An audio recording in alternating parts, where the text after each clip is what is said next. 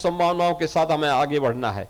मैं स्वयं भी पहली बार यहां पे आया हूं देखने के लिए। हां, मैंने ये कल्पना जरूर की थी और मैंने ये पर्यटन विभाग को कहा था कि भाई उस ताल के बारे में, क्योंकि जब प्रधानमंत्री जी ने इस फर्टिलाइजर कारखाना का शिलान्यास किया था तब मेरे दिमाग में आया था, और उस समय केंद्रीय मंत्री श्री पीयूष गोयल जी ने भी मुझे कहा था कि योगी जी इस वाटर बॉडी के बारे में कुछ करना चाहिए, क्योंकि फर्टिलाइजर को जल की आपूर्ति भी यहां से करनी थी और इसके पर्यटन विकास की दृष्टि से भी इसको आगे बढ़ाना था। इसीलिए हम लोगों ने उस समय प्रयास प्रारंभ किया जो मूर्त रूप ले रहा है। उसका पहला फेज है। इसके बाद के अन्य फेज में आप देखेंगे कि इसको हम रामगढ़ ताल की तर्ज पर ही बेहतरीन स्वरूप दे करके गोरखपुर के एक बेहतरीन टूरिज्म डेस्टिनेशन के रूप में स्थापित करके इको टूरिज्म का एक बेहतरीन केंद्र बनाएंगे, वाटर स्पोर्ट्स का केंद्र बनाएंगे, फ्लोटिंग सोलर का भी एक कोल इंडिया के साथ मिलकर के हम लोग यहां पे एक सोलर का पावर प्लांट भी यहां पर स्थापित कर रहे हैं जो 20 मेगावाट की बिजली देगा। 20 मेगावाट का मतलब गोरखपुर की पूरी सिटी को बिजली की आपूर्ति यहां के सोलर प्लांट से उपलब्ध हो सकती है।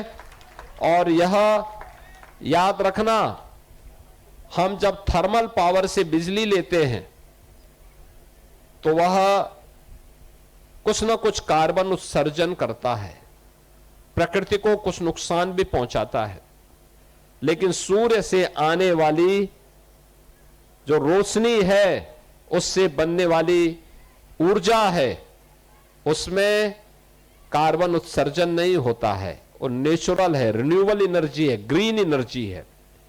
और वह आप करेंगे तो नेट जीरो का लक्ष्य है कि कार्बन उत्सर्जन को जीरो तक पहुंचाना है, जिससे प्रकृति में होने वाले इस परिवर्तन को हम रोक सकें।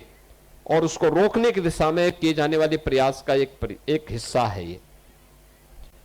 विकास की सतत प्रक्रिया को हम नगर के अंदर ऐसे ही चलाते रहेंगे, लेकिन सरकार, ये डबल इंजन की सरकार सहयोग तो कर सकती है, निर्माण तो कर सकती है, लेकिन शहरवासियों को भी अपनी जिम्मेदारियों का पालन करना होगा।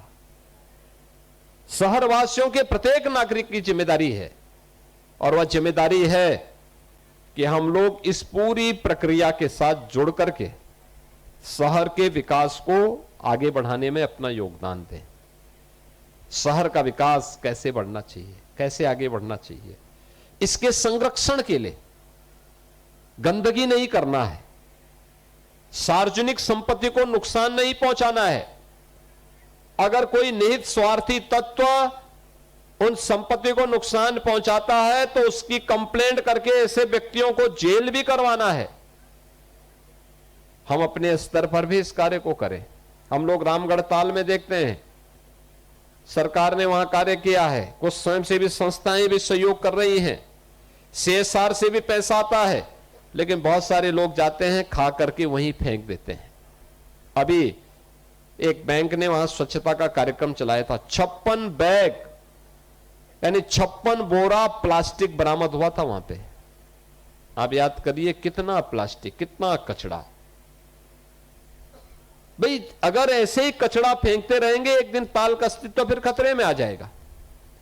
और इसलिए प्लास्टिक फ्री गोरखपुर, स्वच्छता से युक्त गोरखपुर, गंदगी से मुक्त गोरखपुर, हरा भरा Gorakhpur, safe Gorakhpur, smart Gorakhpur, sustainable city Gorakhpur, यह एक लक्ष्य लेकर के अगर हम सब आगे बढ़ेंगे तो गोरखपुर की यात्रा जो अब एक नए गोरखपुर के रूप में देखने को मिल रही है, यह इस रूप में हमें मजबूती के साथ आगे बढ़ने के लिए एक मंच देगा, आपको एक पहचान देगा, आने वाली पीढ़ी को गौरव के साथ आगे बढ़ने के लिए एक अवसर देगा। और इसके लिए गोरखपुर वासियों को मैं हृदय से बधाई देता हूं। 5 जून से 21 जून के बीच में प्रधानमंत्री मोदी जी के प्रधानमंत्री के रूप में 12 वर्ष के सफलतम कार्यकाल को ध्यान में रखते हुए एक विशेष अभियान प्रारंभ हुआ है। याद रखना 5 जून से 21 जून के बीच, 5 जून को विश्व पर्यावरण दिवस है, 21 जून को विश्व योग दिवस है। 5 जून को एक पेड़ मां के नाम, और मैं महानगर भारतीय जनता पार्टी, स्वयंसेवी संगठनों, सामाजिक संगठनों, सभी जनप्रतिनिधियों से कहूंगा कि वे महानगर के 2 मंडल को चिलवाताल के चारों ओर और बाकी 5 मंडल को रामगढ़ ताल के चारों ओर व्यापक वृक्षारोपण के कार्यक्रम के साथ जोड़े। वन विभाग उनको पेड़ उपलब्ध करवाएगा, नगर निगम उनके साथ सहयोग करेगा, विकास प्राधिकरण सहयोग करेगा। अच्छा होगा 4 को स्वच्छता का कार्यक्रम चलवा करके, प्लास्टिक के खिलाफ, गंदगी के खिलाफ प्लास्टिक अभियान भारतीय जनता पार्टी की ओर से, इन नगर निगम और विकास प्राधिकरण की ओर से, दोनों रामगढ़ ताल में भी सुबह और शाम, और 5 को वृक्षारोपण, एक पेड़ हर कार्यकर्ता लगा करके, पेड़ भी लगेगा, उसकी सुरक्षा भी होगी। एक व्यापक कैंपेन इसको हमें वहां चलाना होगा। रामगढ़ ताल के किनारे वहां पर सांसद जी अगर यहां पर रहेंगे तो सांसद जी और विधायक ग्रामीण ये वहां पर देखें, महापौर जी यहां पर चिलवा ताल के किनारे पार्षदों के साथ आए, हर पार्षद भी वहां पर जाएं, पार्षद अपने वार्ड में भी लगाएं और साथ साथ वहां पर भी टीम लेकर के जाएं। व्यापक पैमाने पर इस कार्यक्रम को आप करेंगे, इसका लाभ आने वाली पीढ़ी को प्राप्त होगा और इस दिशा में हमें विश्व योग दिवस के कार्यक्रम को आगे बढ़ाना चाहिए। और दूसरा, विश्व पर्यावरण दिवस का कार्यक्रम इस रूप में आगे बढ़े। दूसरा हमारा प्रयास होना चाहिए, विश्व योग दिवस के दिन 21 जून को रामगढ़ ताल के किनारे भी और चिलवा ताल के किनारे भी योग के विशेष शिविर आयोजित हों, प्रशिक्षण के भी शिविर हों।